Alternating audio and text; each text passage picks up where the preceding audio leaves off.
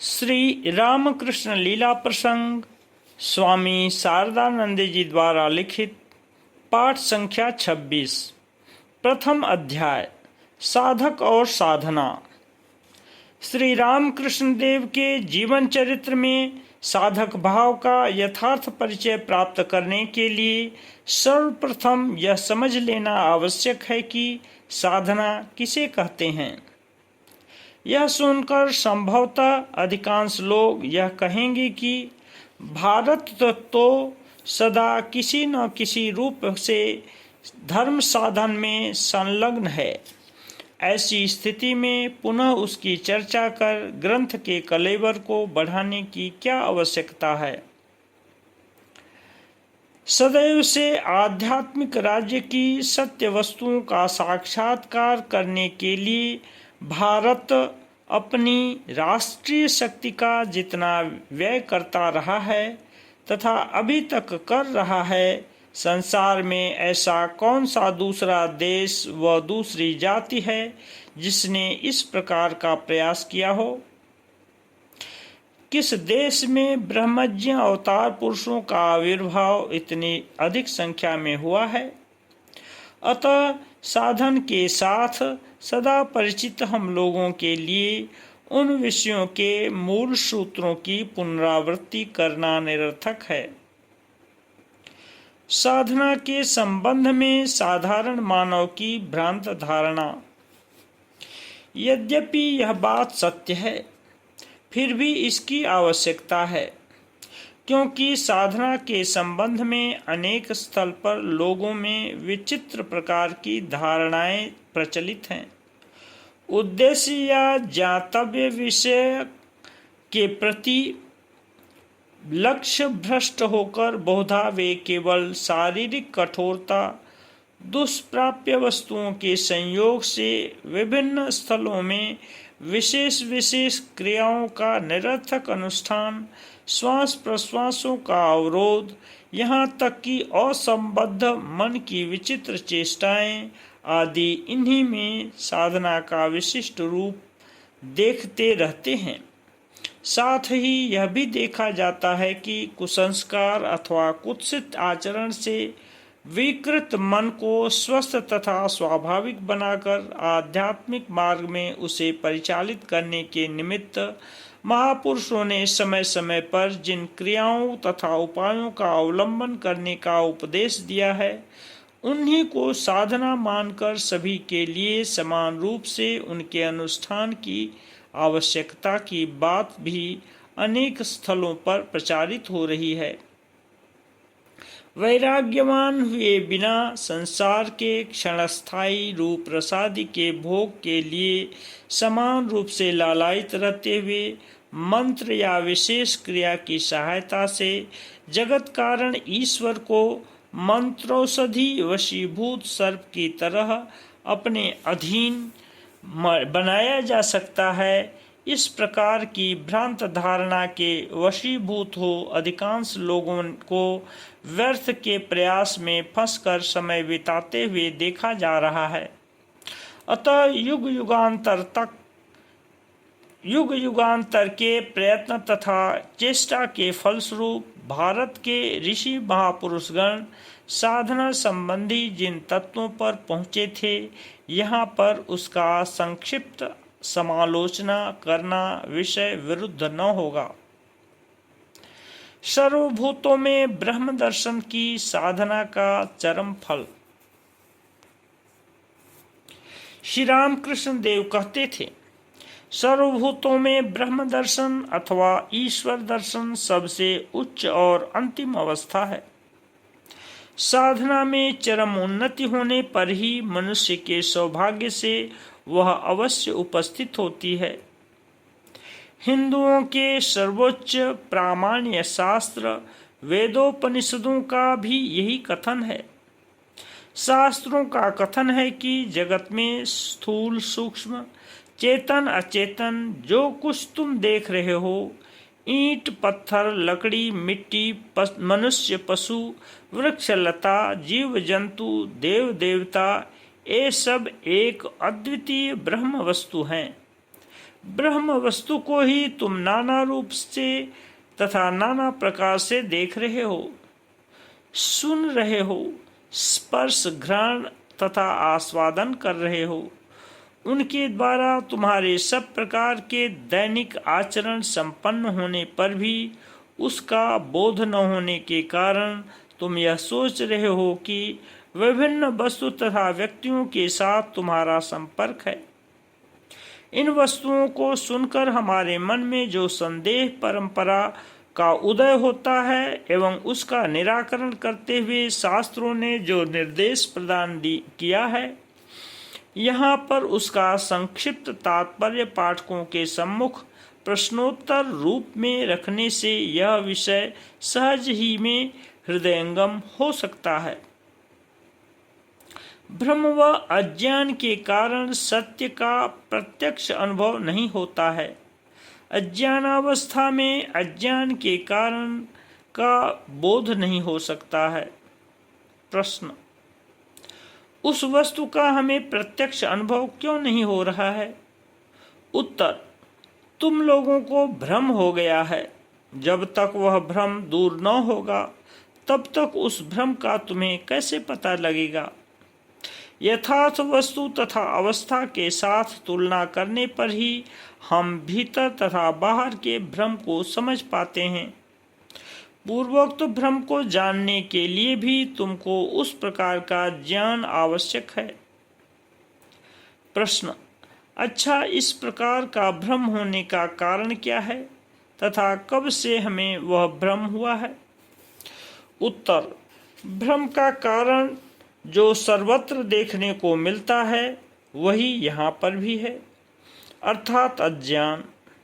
वह अज्ञान कब उपस्थित हुआ यह तुम कैसे जान सकते हो? अज्ञान के अंदर जब तक तुम स्वयं विद्यमान हो तब तक उसे जानने का प्रयास व्यर्थ है। जब तक स्वप्न देखा जाता है तब तक वह सत्य ही प्रतीत होता रहता है। नींद खुलने पर जागृत अवस्था के साथ तुलना करने से ही उसके मिथ्यात्व की धारणा होती है।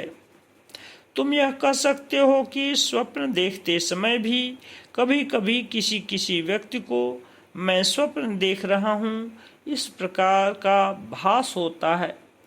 वहाँ भी जागृत अवस्था की स्मृति से ही उसके मन में वह भाव उदित होता है। जागृत अवस्था में जगत को देखते समय भी किसी किसी में उक्त प्रकार से अद्वय ब्रह्म वस्तु की स्मृति उदित होती हुई दिखाई देती है। प्रश्न: तो फिर क्या उपाय है? उत्तर: उस अज्ञान को दूर करना ही एकमात्र उपाय है। मैं यह निश्चित रूप से कह सकता हूँ कि उस भ्रम या अज्ञान को दूर किया जा सकता है। प्राचीन ऋषि मुनि उसे दूर करने में समर्थ हुए थे एवं किस प्रकार से वह दूर किया जा सकता है यह भी वे बता गए हैं। प्रश्न: अच्छा, उस उपाय को जानने से पूर्व और भी एक दो प्रश्न करने की इच्छा हो रही है। हम इतने लोग जो कुछ देख रहे हैं, प्रत्यक्ष कर रहे हैं, उसे आप भ्रम बतला रहे हैं, और जो अल्पसंख्यक ऋषियों ने जो कुछ या जिस रूप में इस जगत का प्रत्यक्ष किया है उसे ही सत्य कह रहे हैं। क्या यह संभव नहीं हो सकता कि उन्होंने जो कुछ प्रत्यक्ष किया है वही भ्रम है? ऋषियों ने जगत को जिस रूप में देखा है वही सत्य है, उसका कारण? उत्तर: बहुसंख्यक व्यक्ति जो विश्वास करेंगे वही सर्वदा सत्य होगा, ऐसा कोई नियम नहीं है। ऋषियों के प्रत्यक्ष को सत्य कहने का कारण यह है कि उस प्रत्यक्ष की सहायता से वे समस्त दुखों से मुक्त हो सब प्रकार भय शून्य तथा चिर शांति के अधिकारी हुए थे एवं निश्चित मरणशील मानव जीवन के सर्व प्रकार व्यवहार चेष्टादि का उन्हें एक लक्ष्य भी विदित हुआ था। इसके अतिरिक्त यथार्थ ज्ञान मानव के अंदर सर्वदा सहिष्णुता, संतोष, करुणा, दीनता आदि सद्गुणों का विकास कर उसे अपूर्व रूप से उदार बना देता है। ऋषियों के जीवन में इस प्रकार के असाधारण गुण तथा शक्तियों का परिचय हमें शास्त्रों द्वारा मिलता है तथा उनके पदचिन्हों का अनुसरण कर जो सिद्धि लाभ करते हैं उनके अंदर भी उन विषयों का निदर्शन अभी तक देखने में आता है। अनेक व्यक्तियों को एक प्रकार का भ्रम होने पर भी भ्रम कभी सत्य नहीं होता। प्रश्न: अच्छा, हम सभी को एक प्रकार का भ्रम कैसे हुआ? मैं जिसे पशु समझता हूँ आप भी उसे पशु समझते हैं, मनुष्य नहीं समझते। अन्य विषयों में भी यही बात है। इतने व्यक्तियों को इस प्रकार सभी विषयों में एक ही साथ एक ही प्रकार का भ्रम होना कम आश्चर्य की बात नहीं है। कुछ लोगों की किसी विषय में भ्रमात्मक धारणा होने पर भी दूसरे लोगों की उस विषय में सत्य दृष्टि बनी रहती है और सर्वत्र प्रायः ऐसा देखा जाता है, किंतु यहाँ पर उस नियम का सर्वथा व्यतिक्रम हो रहा है, इसलिए आपका कथन संभव प्रतीत नहीं होता। विराट मन में जगत रूप की कल्पना विद्यमान रहने के कारण ही साधारण मानवों को एक सा भ्रम हो रहा है, किंतु तदर्थ विराट मन भ्रम में आबद्ध नहीं है। उत्तर: अल्पसंख्यक ऋषियों की सर्वसाधारण के साथ गणना न करने के कारण तुम्हें यहाँ पर नियम का व्यतिक्रम दिखाई दे रहा है। अन्यथा पूर्व प्रश्न के साथ ही इसका उत्तर दिया जा चुका है। फिर भी तुम जो यह पूछ रहे हो कि सबको एक प्रकार का भ्रम कैसे हुआ, इसके उत्तर में शास्त्रों का कहना है कि एक असीम अनंत समष्टि मन में जगत रूप कल्पना का उदय हुआ है। तुम्हारा, मेरा तथा जन साधारण का व्यष्टि मन उस विराट मन का अंश तथा अंगीभूत होने के कारण हम लोगों को एक ही प्रकार की कल्पना का अनुभव करना पड़ रहा है। इसीलिए हम प्रत्येक पशु को पशु के अतिरिक्त और किसी रूप में अपनी इच्छा अनुसार देखने या कल्पना करने में समर्थ नहीं हैं, और इसीलिए हम लोगों में से कोई यथार्थ ज्ञान को प्राप्त कर सब प्रकार के भ्रमों से मुक्त होने पर भी दूसरे लोग पहले से जिस प्रकार के भ्रम में पड़े हुए हैं वैसे ही उसमें पड़े रहते हैं। साथ ही एक बात यह है कि विराट मन में जगत रूप कल्पना का उदय होने पर भी वे हम लोगों की तरह अज्ञान बंधन में निश्चेष्ट नहीं हो जाते, कारण कि सर्वदर्शी होने से वे अज्ञान जनित जगत कल्पना के भीतर तथा बाहर अद्वय ब्रह्म वस्तु को ओतप्रोत रूप से विद्यमान देखते हैं। इस प्रकार देखने की सामर्थ्य न रहने के कारण हम लोगों की बात स्वतः ही भिन्न है। जैसे श्री रामकृष्ण देव कहते थे, सांप के मुंह में विष रहता है, उसी मुंह से वह नित्य भोजन कर रहा है, किंतु उससे सांप का कुछ नहीं बिगड़ता, किंतु सांप जिसे काटता है उसकी तो उस विष से तत्काल ही मृत्यु हो जाती है। जगत रूप कल्पना देश काल से अतीत है, प्रकृति अनादि है। अतः शास्त्रानुसार यह देखा गया कि विश्व मन का कल्पना जनित यह जगत एक प्रकार से हम लोगों का भी मन कल्पित है, क्योंकि हम लोगों का क्षुद्र व्यष्टि मन समष्टि विश्व मन के साथ शरीर तथा अवयवादि की तरह अविच्छेद्य संबंध से नित्य अवस्थित है। साथ ही यह भी नहीं कहा जा सकता कि जगत रूप कल्पना पहले किसी समय विश्व मन में विद्यमान नहीं थी, बाद में हुई। कारण यह है कि नाम एवं रूप अथवा देश व काल रूप दोनों पदार्थ जिनके न रहने से किसी प्रकार की विचित्रता का सृजन नहीं हो सकता, जगत रूप कल्पना की ही मध्यवर्ती वस्तुएं हैं, अथवा उस कल्पना के साथ वे भी अविच्छेद्य रूप से नित्य विद्यमान हैं। शांत चित्त से कुछ देर विचार करने पर पाठक स्वयं ही इस बात को समझ सकेंगे एवं वेदादि शास्त्रों ने सृजन शक्ति की आदि कारण स्वरूपा प्रकृति या माया को अनादि अथवा कालातीत रूप से मानने की शिक्षा क्यों दी है, यह भी हृदयंगम हो सकेगा। जगत यदि मन कल्पित ही हो एवं इस कल्पना का आरंभ काल शब्द से हमें जो बोध होता है यदि उसके अंदर न हुआ हो, तो इसका निष्कर्ष यह होगा कि काल रूप कल्पना के साथ ही जगत रूप कल्पना भी तदाश्रय विश्व मन में विद्यमान है।